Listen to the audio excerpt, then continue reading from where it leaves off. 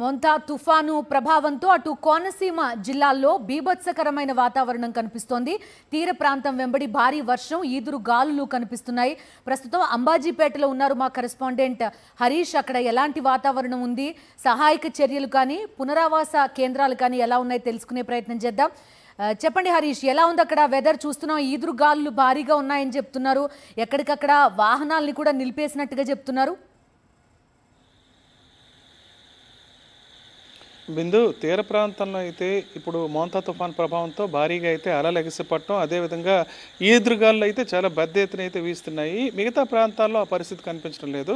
ఒక కోనసీమ జిల్లాలో 22 మండలాల పరిధిలో దాదాపు 7 మండలాల్లో ఈ కోస్టల్ లైన్ ఉంది. పూర్తిగా సముద్ర తీర ప్రాంతం ఉంది. 34 గ్రామాలు ఉన్నాయి. దాదాపు 6,000 కుటుంబాలు ఈ ప్రాంతంలో నివసిస్తుంటాయి. వీటన్నింటి మీద మోంతా తుఫాన్ ప్రభావం అయితే స్పష్టంగా కనిపిస్తుంది. తీర ప్రాంతాల్లో అయితే ఈదురుగాలుల ప్రభావం కూడా చాలా ఎక్కువగా ఉంది. అదేవిధంగా సముద్రపు అలలు కూడా చాలా పెద్ద ఎత్తున రావడం జరుగుతుంది. అక్కడి నుంచి దాదాపు 20-30 కిలోమీటర్లు బయటకు వచ్చిన తర్వాత, మైదాన ప్రాంతాల్లోకి వచ్చిన తర్వాత అయితే పెద్దగా ప్రభావం అయితే కనిపించే పరిస్థితి ఎక్కడ కనిపించడం లేదు. అమలాపురం, అదేవిధంగా అమలాపురం రూరల్, దీంతోపాటు అంబాజీపేట, అయినవెల్లి, పీగనూరు ఈ ప్రాంతాల్లో అయితే ఎక్కడ కూడా గాలి కూడా లేదు. పూర్తిగా అయితే అంధకారంలో మునిగిపోయింది. ఎందుకంటే ముందు జాగ్రత్త చర్యగా మొత్తం కోనసీమ జిల్లా అంతా విద్యుత్ సరఫరా నిలుపు చేశారు. దాంతో ఎక్కడ కూడా పూర్తిగా గాఢాంధకారంలో మునిగిపోయిన పరిస్థితి అయితే మనకు కనిపిస్తుంది. ఎందుకంటే ముందస్తు చర్యలుగా భారీ ఈదురుగాలు 90 నుంచి 110 కిలోమీటర్ల వేగంతో ఈదురుగాలు వస్తాయని ముందస్తు హెచ్చరికతో ఈ ప్రాంతంలో మొత్తం విద్యుత్ సరఫరా నిలిపివేయడం జరిగింది. దాంతో అంధకార ప్రాంతంలోని వీళ్ళందరూ కాలం వెళ్లదేయాల్సిన పరిస్థితి ఏర్పడింది. ఏది ఏమైనా ఇవాళ కాళరాత్రి ఎట్టి పరిస్థితిలో ఈ రాత్రి సురక్షితంగా గడిస్తే చాలు అనుకుంటున్నారు. మరోవైపు అంతర్వేది పాలెం వద్ద మోంతా తుఫాను తీరాన్ని తాకిందని చెప్తున్నారు. దీని ప్రభావం కనిపించడానికి ఇంకో 4-5 గంటల పాటు గడిస్తే తప్ప దీని ప్రభావం ఏ స్థాయిలో ఉంటుందన్న విషయం కూడా అంచనా వేయలేని పరిస్థితి. ఇక్కడైతే చుట్టుపక్కల ప్రాంతాల్లో ఎక్కడ కూడా వర్షం కానీ గాలి కానీ లేవు. మరి కొద్దిసేపట్లో దీని ప్రభావం కనిపించే అవకాశం అయితే ఉంది. రాజోలు, సకినేటిపల్లి, మల్కిపురం, మామిడికుదురు ప్రాంతాల్లో ఈదురుగాలు అయితే బాగా వీస్తున్నాయి. ఈ ప్రాంతం అంతా తీర ప్రాంతానికి చాలా దగ్గరలో ఉంది. మరోవైపు అమలాపురం పరిధిలో అలవరం ప్రాంతాల్లో సముద్ర తీర ప్రాంతం కూడా చాలా ఉద్రిక్తంగా ఉన్న పరిస్థితి ఏర్పడుతుంది. అలలు కూడా పెద్ద ఎత్తున లెగుస్తున్నాయని చెప్తున్నారు. ఆ ప్రాంతంలో కూడా అలలు, అదేవిధంగా సముద్ర కోత కూడా చాలా ఎక్కువగా ఉంది.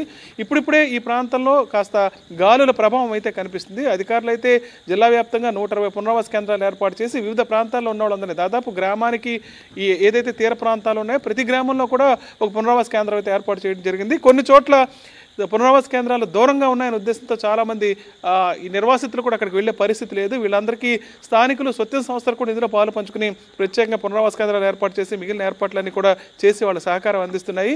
మరోవైపు తీర ప్రాంతంలో అయితే పరిస్థితి చాలా ఉద్రిక్తంగా ఉండటంతో ఇతర ప్రాంతాల నుంచి వచ్చిన బోట్లన్నీ కూడా అంతర్వేది పల్లిపాలెం హార్బర్లో నిలిపివేయడం జరిగింది. ఇప్పుడు తుఫాను తీవ్రత ఎక్కడైతే ఏ ప్రాంతానికి దగ్గరగా ఉందో దానికి సమీపంలోనే ఈ బోట్లన్నీ నిలిపివేయడం జరిగింది. వాళ్ళంతా కూడా బందరు, అదే మచిలీపట్నం, ఇతరత్ర ప్రాంతాల నుంచి వేట కోసం ఇక్కడికి వచ్చి 2 రోజులుగా బోట్లు ఇక్కడే నిలిపివేయడం జరిగింది. అయితే వారికి ప్రభుత్వం నుంచి ఎటువంటి సహాయ సహకారాలు అందే పరిస్థితి కనిపించడం లేదు. తాగునీరు కానీ, భోజనం కానీ ఇతరత్ర వాళ్ళకి అందించలేదు. అవి కూడా స్వచ్ఛంద సంస్థలే చూసుకునే పరిస్థితి ఏర్పడింది. మొత్తానికి చూస్తే గాలుల ప్రభావం ఇప్పుడిప్పుడు ఈ ప్రాంతంలో మొదలవుతుంది. తీర ప్రాంతంలో అయితే దాని ప్రభావం కనిపిస్తూనే ఉంది. ప్రత్యేకించి అధికారులు అయితే కొన్ని ముందస్తు ఏర్పాట్లు చేశారు. ముఖ్యంగా ఈ తాగునీరు ఎక్కడికక్కడ ఇబ్బందులు లేకుండా అందించే ఏర్పాట్లు చేయడం, దీంతోపాటు విద్యుత్ సరఫరా పూర్తి స్థాయిలో నిలిపివేసి విద్యుత్ పరంగా ప్రమాదాలు ఏవి లేకుండా చూశారు. దీంతోపాటు జాతీయ రహదారిపై హెవీ వెహికల్స్ కూడా సాయంత్రం 7 గంటలతోటి నిలుపు చేయడం జరిగింది. ముఖ్యంగా కోనసీమలో ఉన్న ప్రధానమైన సమస్య ఏంటంటే కొబ్బరి చెట్లు. ఇక్కడ ఏవైతే ఈ రైతులకు కల్పతరువుగా ఉంటాయో ఇటువంటి సమయాల్లో కొబ్బరి చెట్లు నుంచి తీవ్ర ప్రమాదం ఎదుర్కొనే పరిస్థితి కనిపిస్తుంది. ఎందుకంటే ఒక కోనసీమ పరిధిలోనే 80 నుంచి కోటి వరకు, 80 లక్షల నుంచి కోటి వరకు కొబ్బరి చెట్లు ఉంటాయి. ఇప్పుడు ఈ భారీ ఈదురుగాలులకు చాలా చోట్ల చెట్లు ఎక్కడికక్కడ కూలిపోయే పరిస్థితి కనబడుతుంది. ఇవాళ దీని ప్రభావంతో ఒక మహిళ కూడా చనిపోవడం జరిగింది.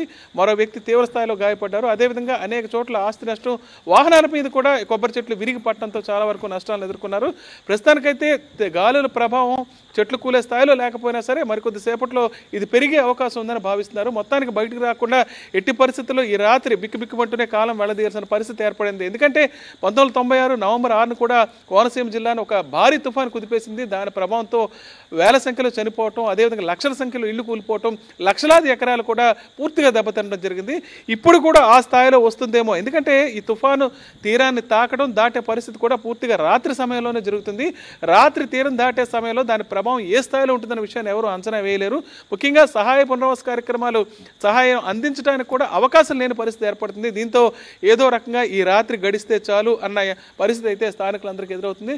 ప్రస్తుతానికైతే ఆ గాలుల ప్రభావం ఇప్పుడిప్పుడే ప్రారంభమయ్యే పరిస్థితి అయితే మనకు కనిపిస్తుంది. చినుకులు కూడా కాస్త పడుతున్నాయి. మధ్యాహ్నం వరకు కొన్ని చోట్ల భారీ వర్షం కురిసింది. మళ్ళీ విరామం ఇచ్చి మళ్ళీ కాసేపు మళ్ళీ వర్షం కురిసే పరిస్థితి ఏర్పడింది. మరోవైపు చెట్లు కూడా ఒక్కొక్క చోట కూలుతున్నాయి. ఎవరిని బయటికి రావద్దని అధికారులు ఇప్పటికే అధికారికంగా హెచ్చరికలు జారీ చేశారు. సాయంత్రం 8లోగా మొత్తం అంతా కూడా ఎవరికాళ్ళు ఇంట్లోంచి బయటకు వచ్చే పరిస్థితి లేదు. ఎందుకంటే ఇంట్లో కూడా విద్యుత్ సరఫరా కూడా పూర్తి స్థాయిలో నిలిచిపోయింది.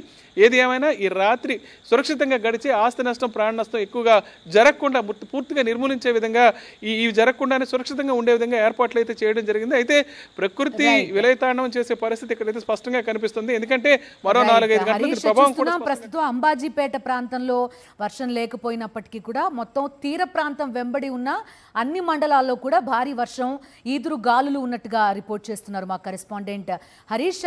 మరికొంతమంది రిపోర్టర్స్ కూడా మనతో పాటు జాయిన్ అవుతున్నారు. మోంతా తుఫాన్ ఎఫెక్ట్ ఏ విధంగా ఉంది జిల్లాలో అందించడానికి నక్కపాలెం, అనకాపల్లి జిల్లా నక్కపల్లి నుంచి జాయిన్ అవుతున్నారు మా కరెస్పాండెంట్ అనిల్. అదేవిధంగా విజయవాడ నుంచి మా కరెస్పాండెంట్ సతీష్ కూడా లైవ్ లో ఉన్నారు. మాట్లాడదాం. అనిల్ చెప్పండి, చూస్తున్నాం తీర ప్రాంతం వెంబడి ఉన్న జిల్లాలన్నిట్లో కూడా ఏదైతే తుఫాను ద్రోణి ఉంటుందో ఆ ప్రాంతం అంతా కూడా అల్లకల్లోలంగా ఉన్నట్టుగా చెప్తున్నారు. చూస్తున్నాం కొన్ని ప్రాంతాల్లో అత్యంత వేగంతో ఈదురుగాలులు కూడా వీస్తున్నాయి. మీరున్న ప్రాంతంలో ఎలా ఉంది? పునరావాస కేంద్రాలు ఇవన్నీ ఎట్లా ఉన్నాయి అనిల్? మోంతా తుఫాను ప్రభావం కోస్తా తీర ప్రాంత జిల్లాలపై స్పష్టంగా కనిపిస్తుంది. అన్ని కోస్తా జిల్లాల్లో హై అలర్ట్ కొనసాగుతున్నటువంటి నేపథ్యం కనిపిస్తుంది. ముఖ్యంగా కాకినాడ, కోనసీమ, అనకాపల్లి జిల్లాలతో పాటు పశ్చిమ గోదావరి, అలాగే కృష్ణా, ఎన్టీఆర్ జిల్లాల్లో కూడా హై అలర్ట్ కొనసాగుతుంది. మనం విజువల్స్లో చూడొచ్చు. ఇది నేషనల్ హైవే. ముఖ్యంగా కాకినాడ, రాజమండ్రి వైపు వెళ్ళేటువంటి హైవే అంతా కూడా పూర్తిగా నిర్మానుష్యంగా మారిపోయినటువంటి సందర్భాన్ని కూడా మనం గమనించవచ్చు. ఎక్కడికక్కడ వాహనాలను పోలీసులు నిలిపేస్తున్నారు. తుఫాను ప్రభావం తీరాన్ని తాకిన తర్వాత మరో 3 నుంచి 4 గంటల పాటు ఉంటుంది కనుక ఎట్టి పరిస్థితుల్లో నేషనల్ హైవే పైకి వెహికల్స్ రానివ్వకుండా జగ్గంపేట దగ్గర వెహికల్స్ని నిలుపుదల చేస్తున్నటువంటి పరిస్థితి. మరోవైపు అడ్రోడ్ సమీపంలో ఉన్నటువంటి ఏదైతే వెయిటింగ్ పాయింట్ ఉంటుందో ఆ వెయిటింగ్ పాయింట్లో వెహికల్స్ అన్నీ పెట్టుకుంటున్నారు. నేషనల్ హైవే అంతా కూడా నిర్మానుష్యంగా మారిపోయినటువంటి పరిస్థితి కనిపిస్తోంది. మొత్తంగా చూస్తే కనుక ఎక్కడా కూడా 1-6 వెహికల్స్ తప్ప ఎక్కడ పెద్ద పెద్ద వాహనాలను అలౌ చేసేటువంటి పరిస్థితి లేదు. మనం చూడొచ్చు నుంచి ఇటు రాజమండ్రి, కాకినాడ మీదుగా వెళ్ళేటువంటి వాహనాలను పూర్తిగా నిలుపుదల ఇక్కడ వాహనాలను ఆపేస్తున్నటువంటి పరిస్థితి ఉంది. ఎందుకంటే తుఫాను ప్రక్రియ మొత్తం పూర్తయిన తర్వాత మళ్ళీ వాహనాలను అనుమతిస్తామని చెప్పి పోలీసు ఉన్నతాధికారులు చెప్తున్నటువంటి పరిస్థితి. తుఫాను ప్రభావం వెళ్ళేటువంటి వాహనాలు చూస్తే తుఫాను ప్రభావం స్పష్టంగా కనిపిస్తుంది.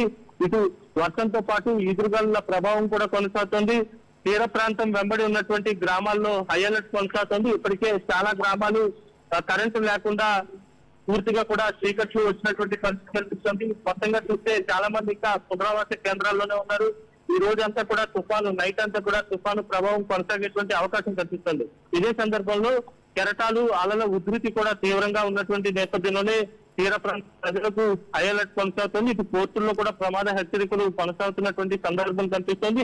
హుదూద్ తర్వాత ఎప్పుడు ఈ స్థాయిలో, ఎప్పుడు ఇంత నిర్మానుష్యంగా ఎప్పుడు కనిపించినటువంటి పరిస్థితి ఉంది. నేషనల్ హైవేస్ అనేవి విశాఖ వైపుకు వెళ్ళేటువంటి వాహనాలను అనుమతిస్తున్నారు, కానీ విశాఖ నుంచి కాకినాడ, రాజమండ్రి వైపు వెళ్ళేటువంటి ఏ వాహనాన్ని కూడా అనుమతించినటువంటి పరిస్థితి ఉందనేది స్పష్టంగా అర్థమవుతుంది. పూర్తిగా వాహనాలన్నీ హోల్డింగ్ పాయింట్స్, వెయిటింగ్ పాయింట్స్ ఎక్కడ ఉంటాయో అక్కడ వాహనాలను నిలుపుదల చేసుకుని డ్రైవర్స్ అంతా కూడా ఇక్కడే ఉంటున్నటువంటి పరిస్థితి. తుఫాను ప్రభావం మరో 3 నుంచి 4 గంటల పాటు ఉంటుంది కనుక ఆ సమయం గడిచిన తర్వాత వాహనాలను విడుదల చేసేటువంటి అవకాశం ఉంటుంది. ఎక్కడికక్కడ భారీ వర్షపాతం నమోదవుతూనే ఉంది.